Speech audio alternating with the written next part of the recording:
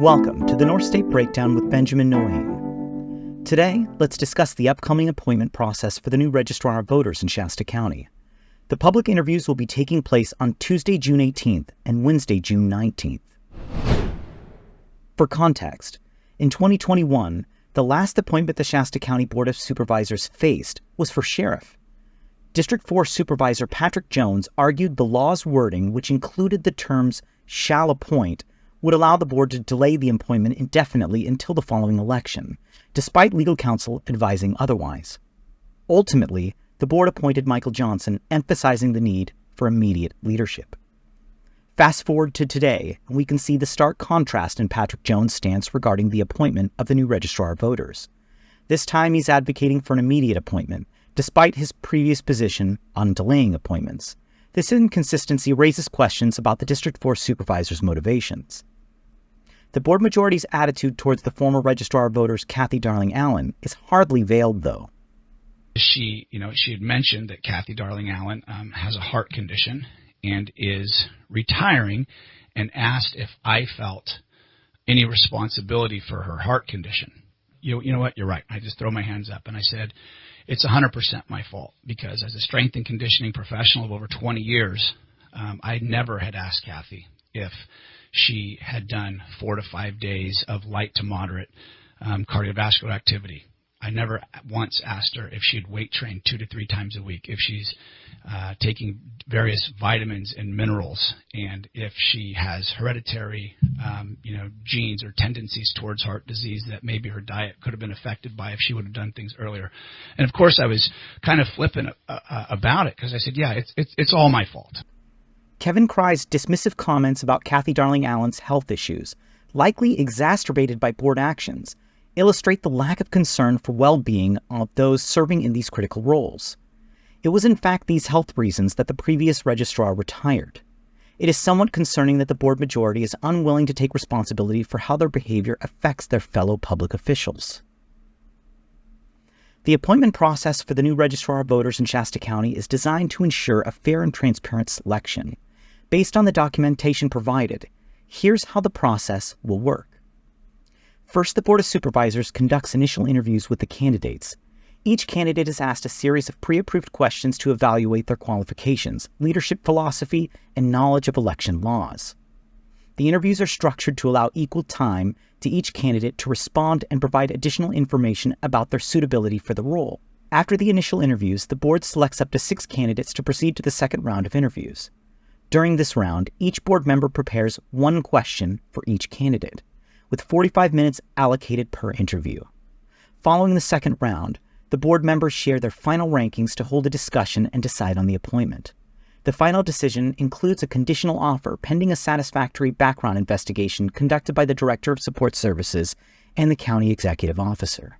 Despite being designed to ensure fairness and transparency, the process seems unnecessary given that we already have a competent acting registrar, Johanna Francisca, who has extensive experience and a proven track record. Joanna appears to be the best person for the job, raising questions about the need for an extensive recruitment process. Furthermore, one of the candidates, Thomas Toller, has alleged misconduct in the ROV's office as his reason for running, although these claims are unfounded. Another candidate, Clint Curtis, has outdated knowledge of election systems from the early 2000s, where he worked with touchscreen systems without backup paper ballots. Our current system includes paper ballots that are stored until the results are certified, allowing for verification at any point. Moving to hand counts, as some suggest, would likely take more time, cost more money, making it an impractical solution. Alleging misconduct in the elections office is a common talking point among election deniers and extremists, often following suit from District 4 Patrick Jones. These statements from Jones, who is also an avid follower of election conspiracist Douglas Frank, raise concerns about bias against Johanna Francisca, who worked under Kathy Darling Allen. In this next clip from 2022, Douglas Frank hints about the extremist agenda in Shasta County. If I felt I could red pill your clerk, I would be nice to her, and we would try to get her flipped over, and then she could help us expose everything, like our other clerks have done that I flipped. Okay, but we protect them. But I can tell she's not flippable. I think she's... Yeah, she's not. I don't think she's flippable. So I think you're going to have to make a stand against her. I think you ought to rise up as a community and get her unelected. Douglas Frank's influence on local politics and his disdain for Kathy Darling Allen further complicate the environment in which a new registrar of voters would have to navigate. Transparency is crucial for maintaining public trust in the electoral process. The open recruitment for the ROV position, while seemingly thorough, contrasts sharply with the sheriff's appointment where local experience was prioritized over public scrutiny. Joanna's immediate appointment could ensure stability and continuity, much like the rationale used for appointing Johnson as sheriff. Instead, we're being fed a process that is being touted as transparent. The political climate in Shasta County has been charged, with figures like District 4 Patrick Jones perpetuating claims of election fraud without evidence.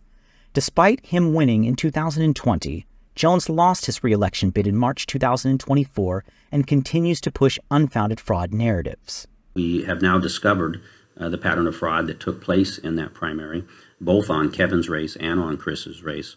But we forged ahead anyways, and he forged ahead and was able to beat his opponent fair and square, which looked like a fair competition in the fall. This cheating doesn't cheat. They don't cheat all the time. We believe it's state-sponsored. Laura Hobbs, a controversial figure, has also influenced the current political landscape with her unfounded accusations and erratic behavior. Hobbs' baseless lawsuit against the previous county registrar stemmed from her losing the District 2 supervisor election by 3,347 votes, a significant margin. Her lawsuit claims election misconduct, but such allegations are unfounded and highly unlikely to change the outcome even if a runoff with Alan Long were granted. Hobbs also makes baseless claims about Supervisor Mary Rickard, including allegations about her license plate numbers, further illustrating how out of touch and disruptive she can be. And I just want to bring this to the attention of the public. This is a different topic, changing topics here. This is the license plate of Mary Rickard, our supervisor here. I don't know why she chose the number 666 to, Ellen, she paid extra Ellen, for the, oh, this is my time, this is my time. No. She paid extra for this. Hobbs' lack of self-awareness and unfounded accusations create a challenging environment for those aiming to maintain election integrity. As the Board of Supervisors continue with the open recruitment process for the Registrar of Voters, it's essential to balance transparency with the need for experienced and capable leadership. Johanna's qualifications make her an excellent candidate, and her appointment could reinforce public trust in the integrity of Shasta County elections. And that's the breakdown.